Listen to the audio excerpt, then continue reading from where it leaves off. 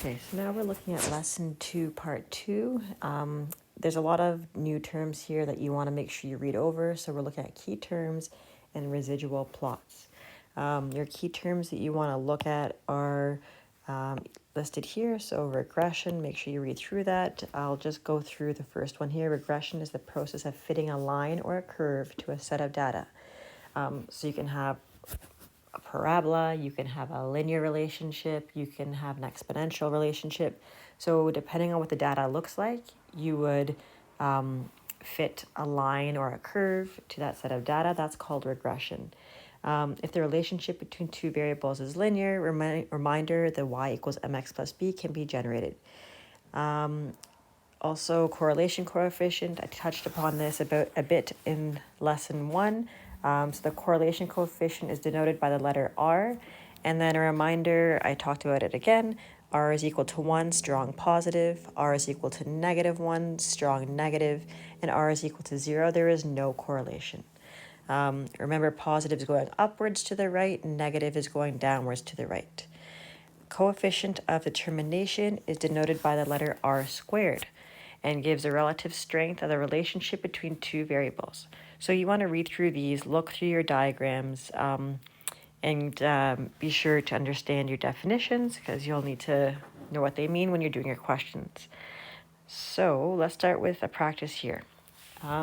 So Jack is a kicker on the school football team. His field goal percentages for various distances are shown in the following scatter plot. Sketch the line of best fit. So I'm going to sketch a line of best fit here. And it's a pretty straight line. So it looks something like that. So I am now going to determine the equation for the line of best fit. You can pick any 2 points that are on your line of best fit. I'm going to use these 2 points here. And then just for clarity, that point is 30, 70, and this point is 50, 90. Linear equation, y equals mx plus b, and a reminder, slope equals y2 minus y1 over x2 minus x1. So I can label these as x1, y1, x2, y2, and plug in my values and solve from there. So this is a lot of review from grade 9 and 10, where we found linear equations, lines of best fit, and so on. So I did y2 minus y1 over x2 minus x1, and when you calculate that, you should get negative 1.5. So now I have my slope, negative 1.5x plus b. To find b, I'm going to sub in any point. I'm going to use 70 for y and 30 for x. And when you isolate, this is 70, negative 1.5 times 30 is negative 45 plus b. 70 plus 45 equals b, and b is 115. So when you're doing this work, I expect to see all work shown. I don't want to see final equations with no work shown, and I need to see your steps. Okay, so it's important to show all your work, show your steps, so I can see your thought process on your assessments. So my equation is y equals negative 1.5x plus 115. Okay, so that's just a quick review of linear equations, finding the equation of a line of best fit. Now you're going to use the equation to estimate the field goal percentage of a 36-yard field goal attempt. Distance is on the x-axis, so x now is equal to 36. I have my equation. I'm going to sub in 36 for x. And you can solve from here. So negative 1.5 times 36. Take that answer plus 115. That's about 61%. Okay. Good. Now, so that's like an interpolation, right? Because 36 yards is approximately here. I'm interpolating within my graph. 63 yards is beyond, right? It's beyond here. So this is going to be an example of extrapolation. But we have our equation. This was interpolation. Because it's within the data set I have and the graph that I have drawn here, extrapolating is going beyond. Again, x is still equal to 63. Just be aware of that terminology. I can use the same equation, and I'm going to replace x with 63 plus 115. I could extend my graph and see where the percentage would be at 63. Not the most accurate method, because when you're doing things by hand, there's always room for error. So using this equation we have would be a lot more accurate, and this should give you about 20.5%. And why is it useful to graph two variable data and represent their relationships with an equation? You're basically making predictions based on a history.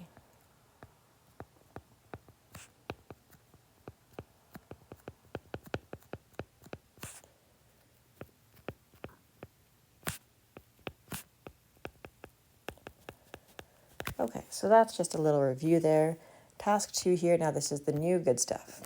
So we have some information here. We have the age of maple trees and the height in meters. So we have age in years, height in meters. So we did median line in lesson 1. So let's start off with creating a scatter plot of the relationship between age and maple tree height.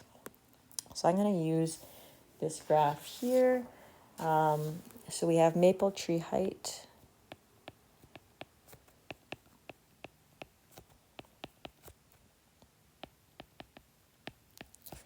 versus age. You always need a title, and you always need to label your axis. This is maple tree height. And we're talking about age, time, years. That's always independent on your x. Okay, so age would go down below. That's always on the x. So if we look at our chart, we have age goes up to 12. So I'm just going to graph these here.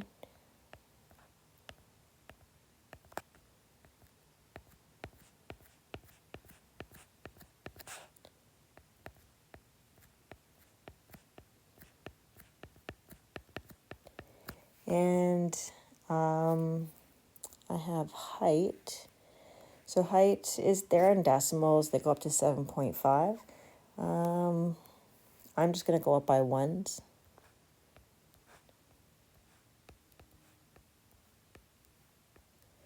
I should be able to graph that as accurate as I can by hand here. So let's just graph those points here.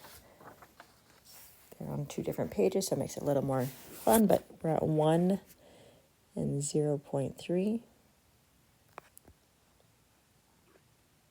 2 and 0.6.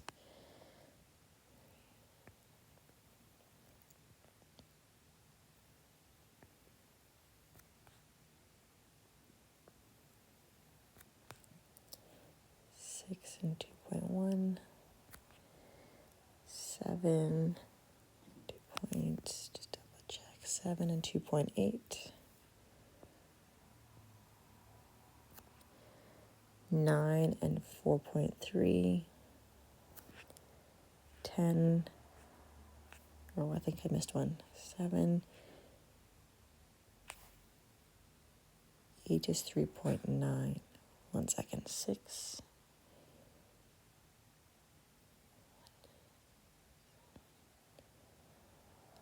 2.8, 8, 3.9.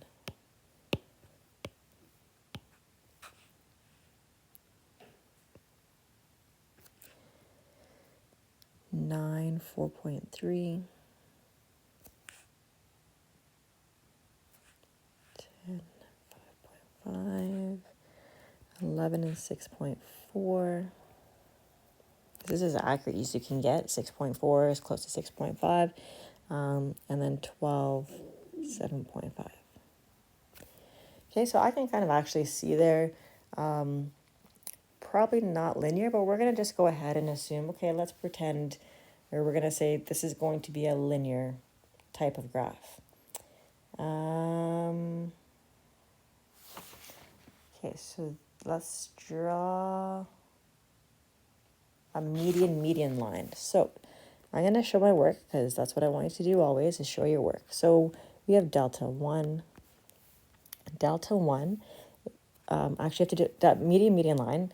Let's divide this into 3. Let's use this. 3 sections, just like we did in lesson 1. We have 12 data points there, so I can divide it at this point, and I can also divide it at this point. Okay. So now, if I look here, I don't have a true median for each section, so I'm going to have to take the average between the two. So we have 2 plus 3 divided by 2, and we have 0.6 plus 0.9 divided by 2. So my delta 1 would be 2 plus 3 divided by 2, which is 2.5, and 0.75. We're going to do the same thing now for delta 2. We're going to take 6 plus 7 divided by 2, and 2.1 divided by 2. And when you calculate that, 6 plus 7 divided by 2 gives you 6.5 and 2.45. And the last one is delta 3, the median of the third section. Again, add those up.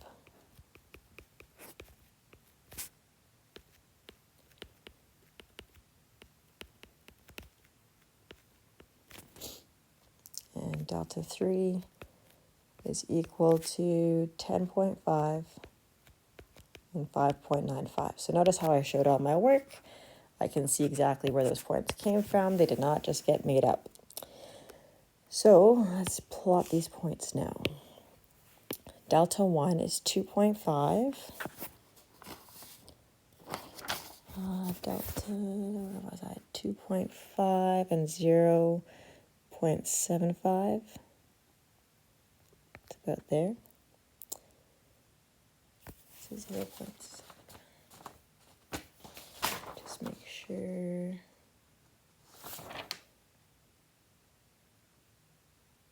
Yeah, so delta 1 is 0.75.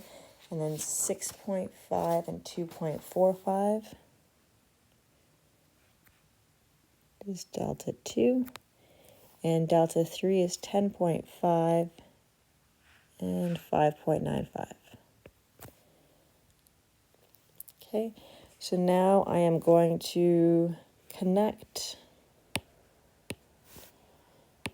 as well as I can delta 1 to delta 3. And then you have that imaginary perpendicular line if you need to, because delta 2 is not on it. And you're going to move a third down, which is not much in this case. We're pretty close. So I'm going to draw my median line.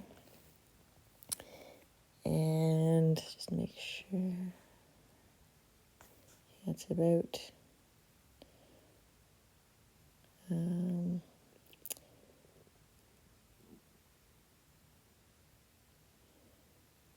I just want to draw a couple points here. I missed that. Let me just draw a couple points that I want to make sure I have on here.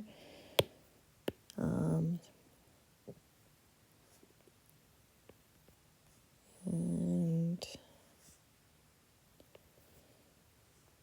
okay, so the line that I'm going to draw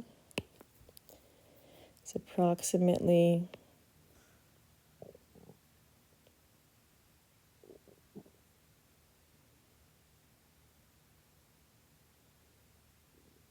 say there,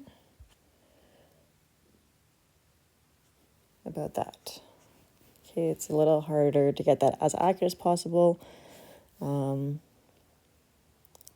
I just want to make sure my delta 1, 0.75. I probably could have drawn the delta one a bit higher. I just want to redo this line though to get it.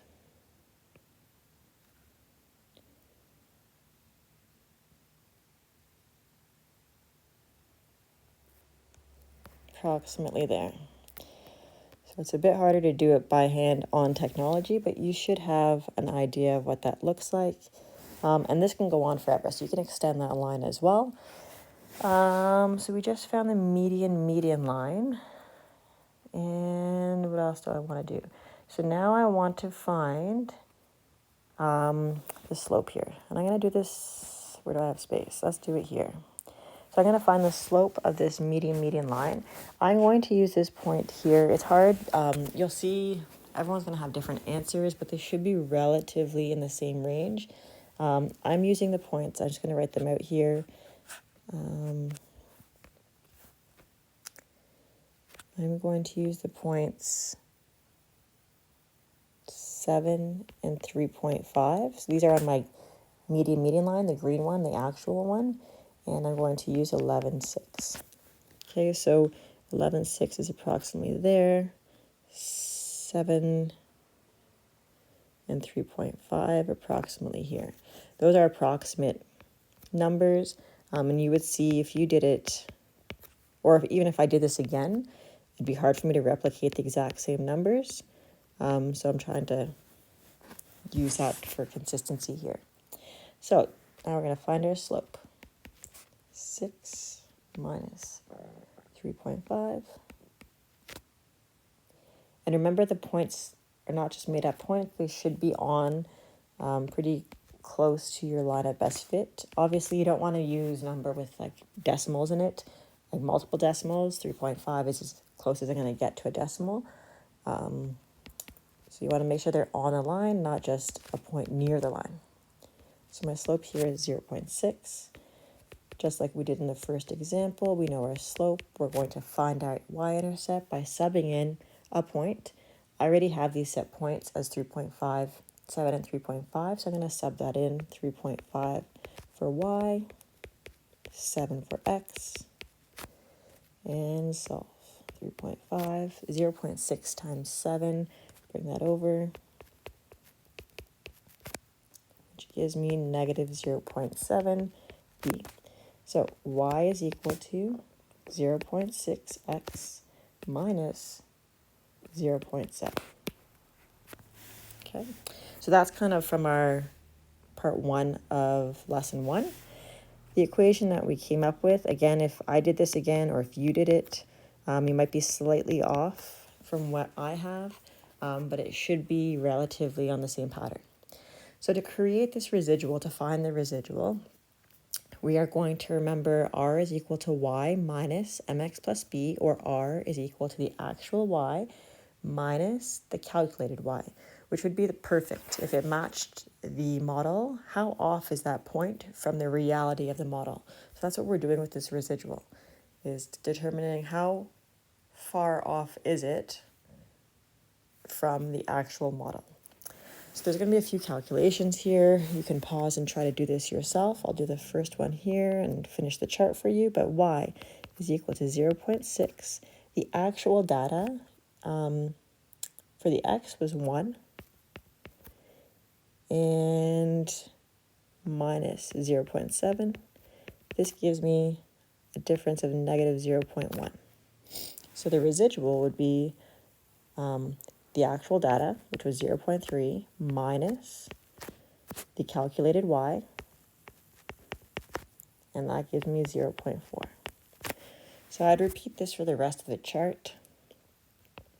So 0.6 times 2 minus 0.7.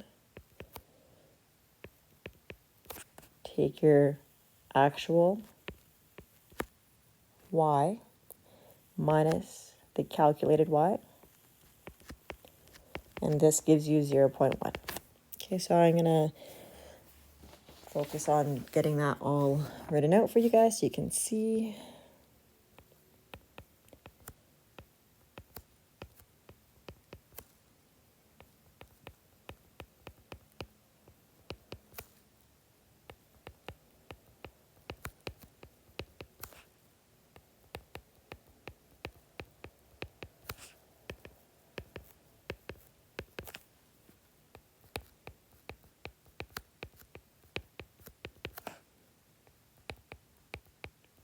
bit tedious, takes some time, but you are going to see this on a test. This is the format that I would like. So please ensure you follow this method and show the work, because you are guaranteed to get a question like this. As tedious as it is, it's an important concept to know.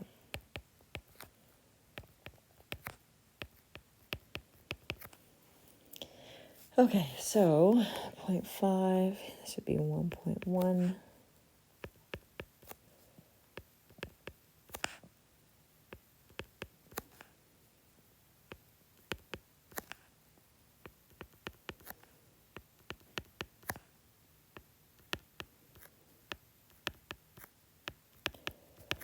So we've calculated our y's. We used our equation from that median line. Now we're going to find the residual. So what is that difference from the actual model to what we found here? So 0.9.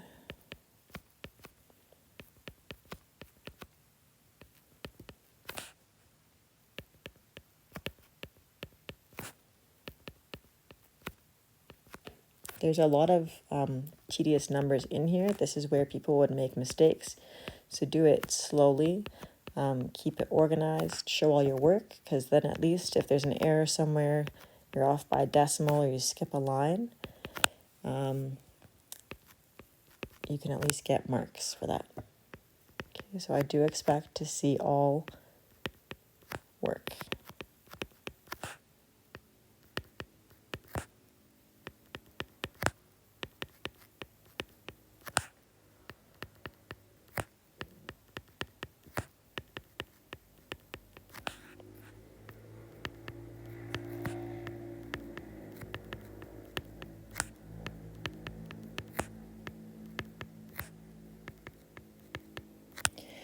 And finally, 7.6 minus 6.5 equals 1. Okay, so we now have all those data points. Now we're going to create a residual plot by using the ages as the independent variable and the residuals. So we're using the ages as the independent and residuals as the y. So we do need a title here. So this is residuals plot of maple trees. Maple tree that says sizes or size. X, I'm going to have to divide this up here. Make this a bit bigger so you can see. So this is my y-axis. And the x-axis, I do have to have negative numbers. 9.8.6.2. Oh, that's not what I wanted.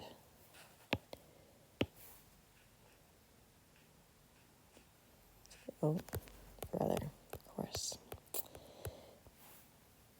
Back. Let's try this again. Let's go this way. Okay, so this here now, on the x-axis, this would be age. On the y-axis, this is my residual. And the lowest I have is negative 0.8. So I'm going to go up negative 0.6, 0.4, 0. Let's go up by 0.2, 0.4.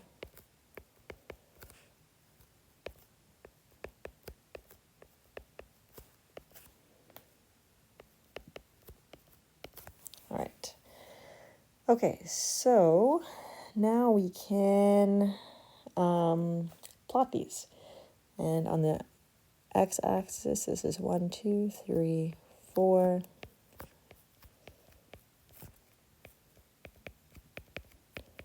Let's use a different color so we can clearly see.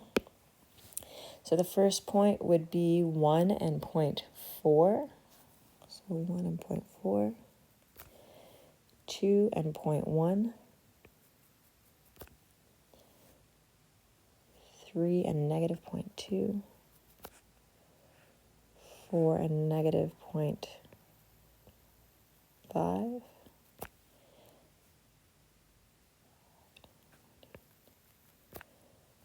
6 and negative 0.8, 7 and negative 0.7,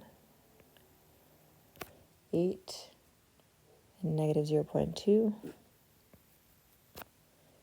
9 and negative 0.4,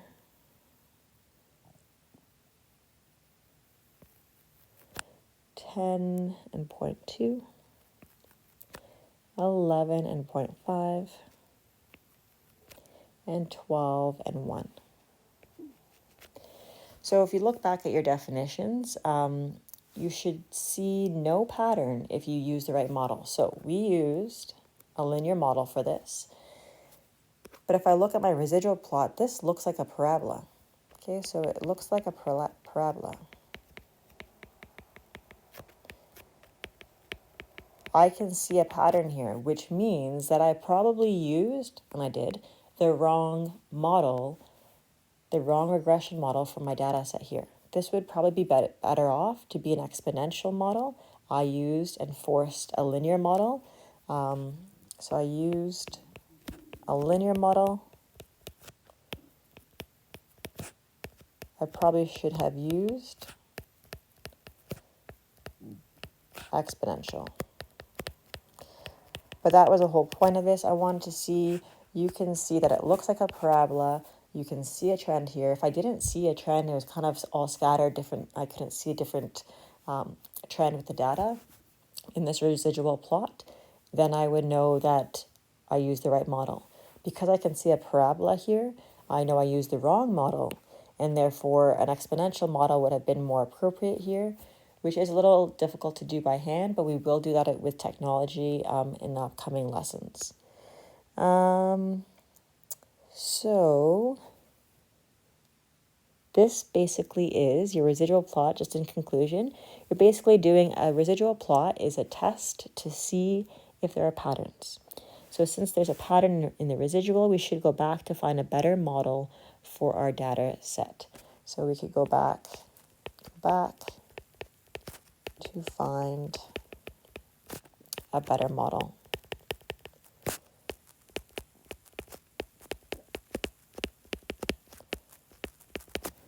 So that's an example of a residual plot, an extension on your median line. There is a task 3 here that you can complete. The solution to this has been posted as well. And then there's also a worksheet for you to complete.